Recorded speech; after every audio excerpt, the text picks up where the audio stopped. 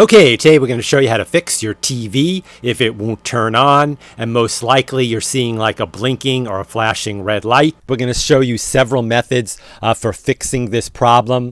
If you stay with us all the way to the end of the video and try each of these methods, there is a very high probability that this problem will be solved for you.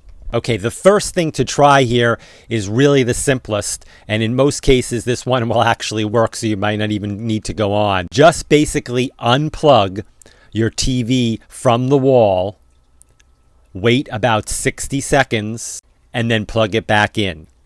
This will reset your TV. Now this is a lot different than just switching the remote on and off. If this fixed your problem, great. If not, this next fix should almost definitely fix your problem. Okay, I want you to look around your TV and see if you can find this little hole. It's usually labeled reset. To do the reset, I recommend bending a paper clip. Push the button down for about 15 seconds and wait for the TV to reset.